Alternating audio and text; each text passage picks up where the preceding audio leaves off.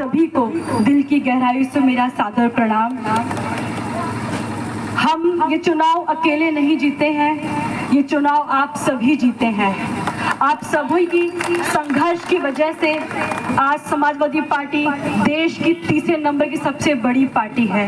आप सभी की संघर्ष की वजह से हम सभी आज माननीय राष्ट्रीय अध्यक्ष जी का मान सम्मान बढ़ा रहे हैं। इसलिए ये स्वागत कार्यक्रम सांसद जी के नाम के नहीं, प्रिया सरोज के नाम के नहीं, ये स्वागत कार्यक्रम आप सभी के नाम का होना चाहिए था।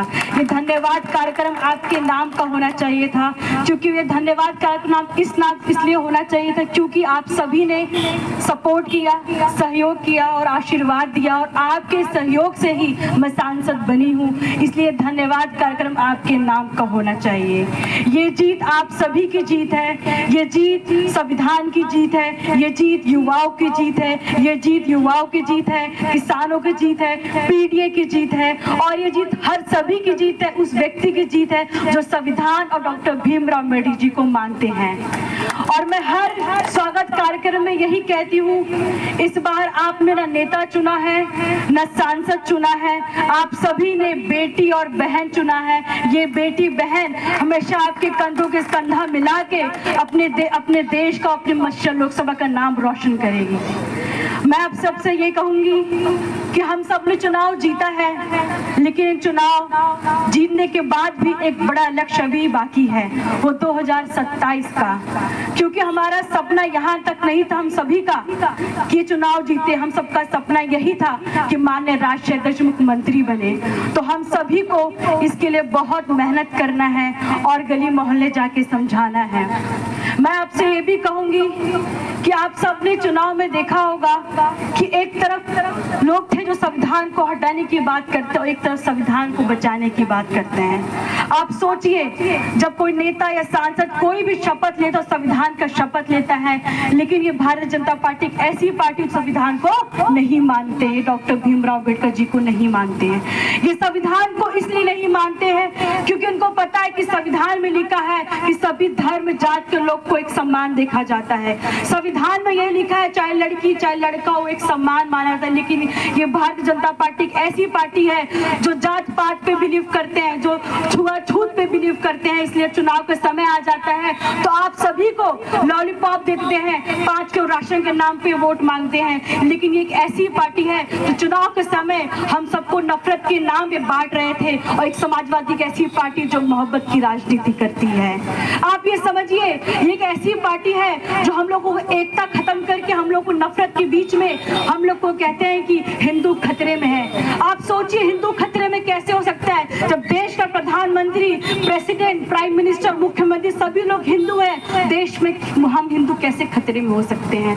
आप ये समझ जाइए, अब समझने का समय आ गया है कि हिंदू खतरे में नहीं, देश में खतरा है तो संविधान खतरे में है। और संविधान को खतरे में बचाने के लिए एक ही रास्ता है, वो है राइट टू वोट। जो वोट देने का अधिकार आप सबको मिला है, उस वोट देने का अधिकार सही उपयोग करें। क्योंकि चुनाव के समय जो बैकवर्ड जो हम लोग देखते हैं गली मोहल्ले जाके, वो 500 रुपए चिकन दारू बिक जाते हैं, फिर कहते हैं काम के लिए। लेकिन अब चिकन दारू के नाम पे वोट देंगे तो काम कभी नहीं होगा, देश का विकास कभी नहीं होगा। लेकिन जब वोट देंगे विकास के नाम पे, तब देश का विकास होगा। इसलिए राइट टू वोट जो अधिकार दिया डॉक्टर भीमराव अम्बेडकर जी, उस वोट का सही उपयोग करिए।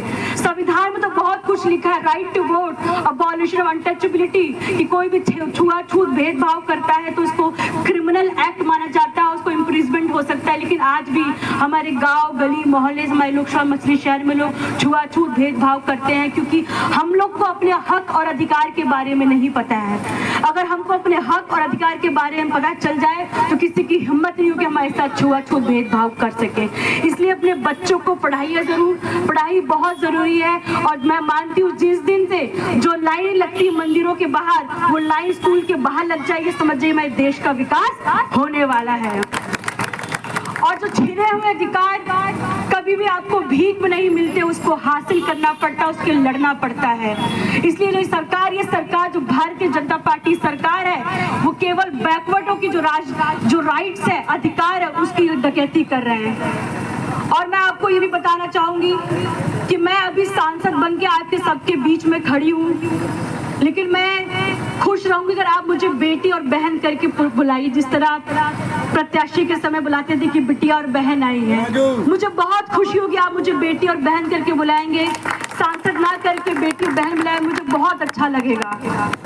सांसद बनने के साथ साथ मेरा एक और सपना पूरा हुआ है, क्योंकि हम जज की तैयारी कर रहे थे और हमें जज बनना था, लेकिन टिकट मिल गया तो हमने चुनाव लड़ा। और हमारा सपना सांसद के बनने के साथ साथ सपना था कि हम अपने पेरेंट्स को प्राउड फील कराएं। हम आपको बताना चाहेंगे कि हमारा बचपन का सपना था कि हम भी अपने पिताजी की तरह उनको प्राउड फील कराएं, हम भी समाज सेवा करें, और उसका मौका आप सभी की वजह से मिला। इसके लिए बहुत बहुत धन्यवाद। और पिताजी जैसे बता रहे थे कि आपके साथ राजदूत पे चल के प्रचार करते थे, आपके साथ घूमते थे, तो हम एक पल याद आया है, क्योंकि हम शुरू से दिल्ली में रहे हैं, यहाँ पे कम रहे हैं। तो पिताजी हमें बताते थे कि हमने बहुत संघर्ष किया है, क्योंकि मैं दलित की बेटी हूँ, मैं ऐसे समाज से आती हूँ जहाँ पे छुआछूत भेदभाव बहुत होता है और अपने हक अधिकार की बात बहुत ही कम लोग कर पाते हैं।